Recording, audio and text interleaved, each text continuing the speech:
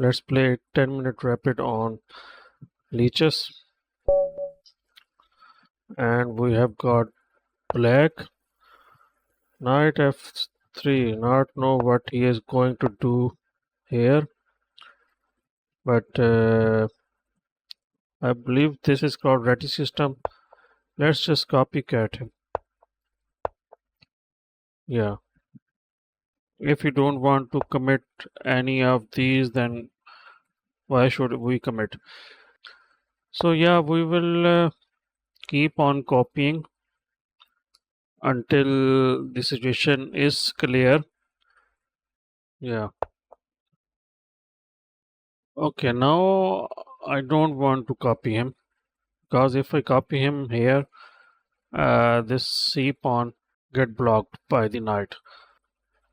First of all, I may need to play c6 anyway to restrict his knight.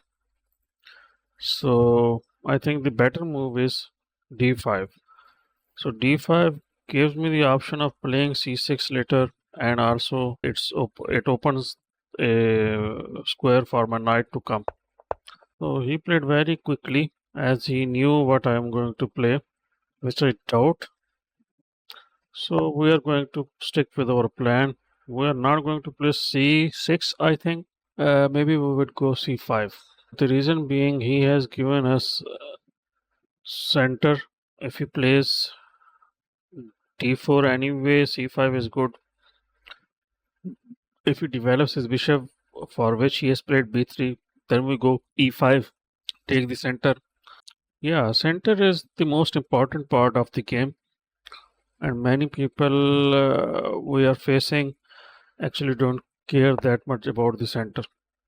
So as we planned, we should play e5 as to get two central pawns.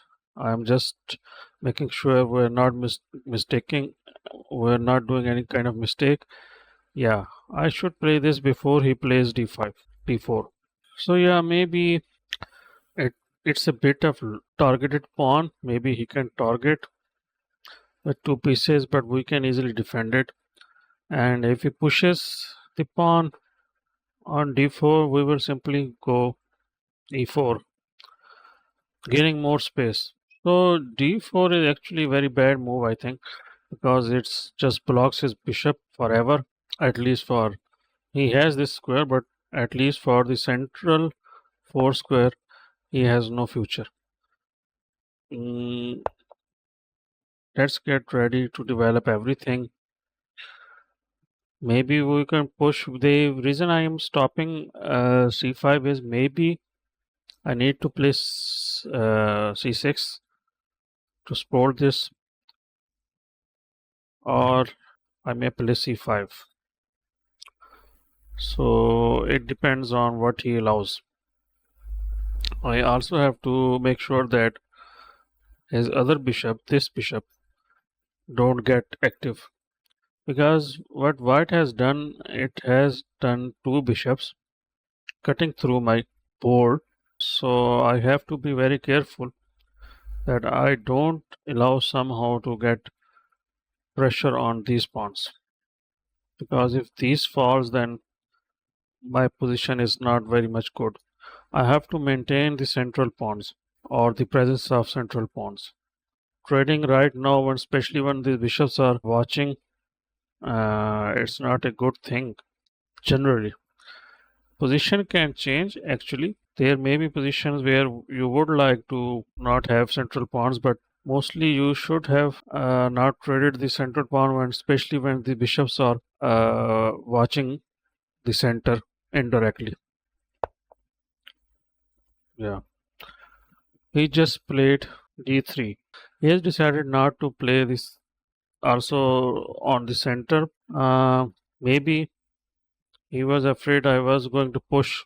So if I play c5 now, then he can play d5 again, d4 again, because if I push now, he will take this pawn.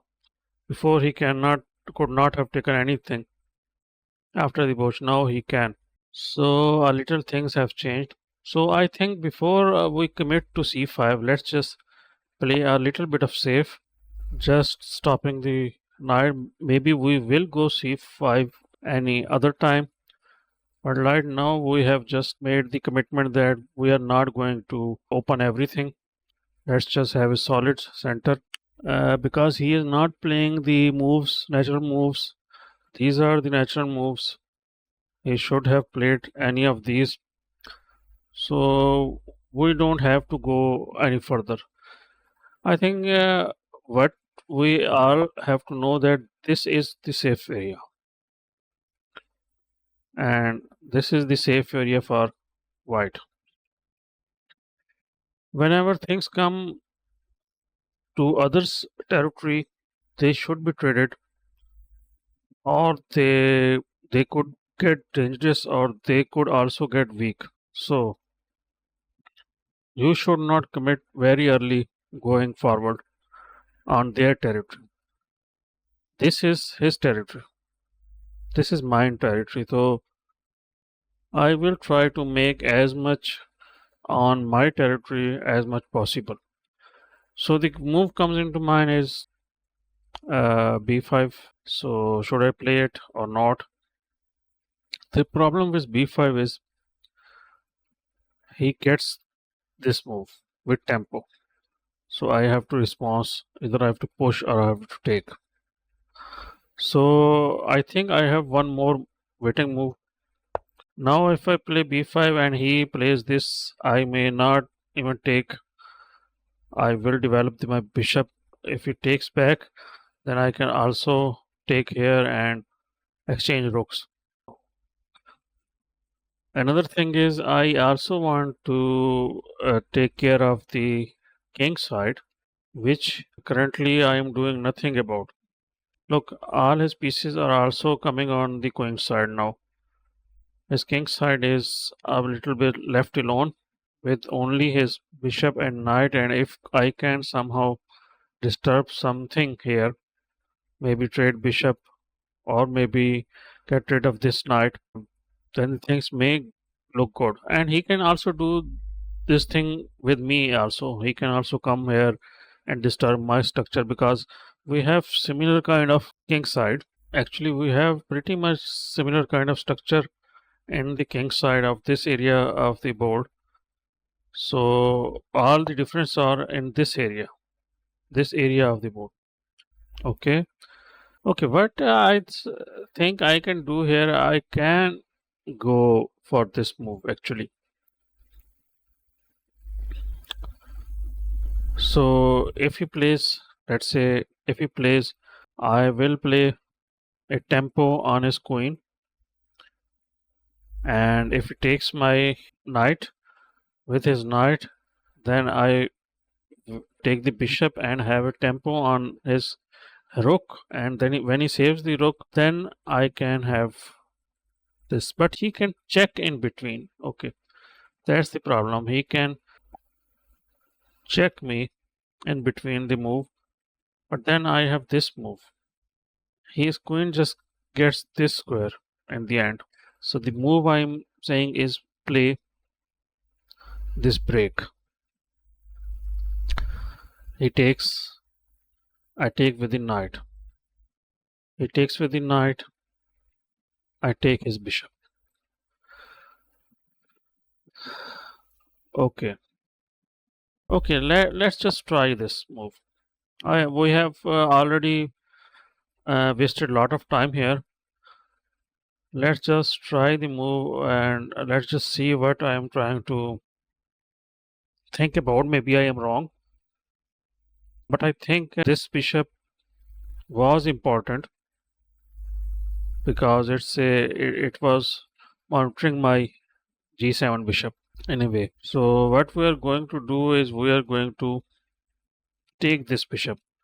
So our dark square bishop becomes more stronger than his. So that's the whole process that's the whole thought process. So let's see what move my opponent comes with. He cannot block because his knight is hanging. Okay, he can do one more thing. He can move his knight away and he will attack. He will actually be attacking my pawn multiple times. then I would be defending. Technically, it's okay. I may then push and question his knight because no, he will be attacking. Oh, I forgot. He will be attacking 4 times. But yeah, my pawn is defended by the pawn, so he cannot take with the knight anyway. So he has to move back the knight. He has to come here, and I throw this move. He cannot take, and he will go. That's a pleasant position to be in. Yeah, he thought very much about this position, but I think that's the only thing. Oh, okay. I missed that. His he come with he cannot come with tempo. That's the point. He is losing the. Okay, he is losing. He is losing nothing. I am losing the bishop. He is losing the knight. That's the only thing. Let's just come back. All the calculation I have done was wrong because I forgot there is no knight here. Okay, that happens. So he get this. I should have played this move to stop his knight, but okay. Uh, okay, he did not saw that. If I had played that, he could have blocked my bishop forever. So now do I go here, trade this knight, or do I go here and trade this knight? Or do I simply come back and replace my old knight? I think I should not trade my knight. In fact, I can just come back and replace and have strong hold of this point. Okay, he is trying to come here, which I have no idea what it does. But maybe we should have the tempo anyway, as he gave us the tempo move. So why not play it? He can be in trouble if he goes here, because we will play bishop here when the knight takes. So he is attacking, he is stopping this, but I think it's a mistake because he should not have left this diagonal. This queen now, I think his queen is now in trouble. Yeah, his queen is now in trouble. I get too much tempo on his queen. Okay, my opponent lost on time. Well played game. Let's analyze the game. He already did that for us. Okay, there was a point where we actually blundered. Okay, there was a blunder for us. Other than that, it was a okayish game. Let's learn from our mistakes, what we did. Yeah, that was a mistake. I should not have came back. Let's see what the solution was. I think it should have been something else. Oh, they want to have a tempo. Okay, we did not see that tempo. Okay, that was the only move I missed. Fair enough. Okay, what else we did?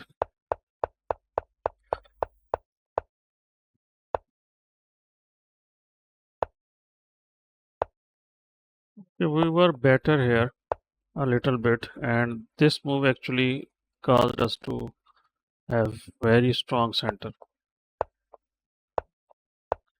Okay, we played the perfect move. We did not go for c5, did not went for c5. Okay, the engine wants to break right away, but we waited for his queen to come.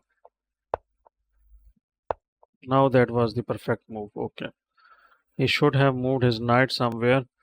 He should not have taken this. That's the mistake, that we wasted a lot of time analyzing, and we forgot that he cannot take here with tempo. But anyway, the engine says we could have taken this way and let him take this because we are winning a lot of material here. Oh no, I did not calculate this line. That was lot of material for us. So even if he comes back, I also take this. So yeah, it's a full piece that we have won. Yeah, it's a full straight piece which I did not saw. I did mistake here, but okay. Here I also should have taken with the pawn and attacked his. Okay, the blunder actually made the game equal. It was not a kind of blunder that we were going to lose. But yeah, he did not saw how to equalize the game. Okay. Okay, now the game is not that much difficult to understand. Anyway, guys, thanks for watching. I hope this video was to some benefit to some of you.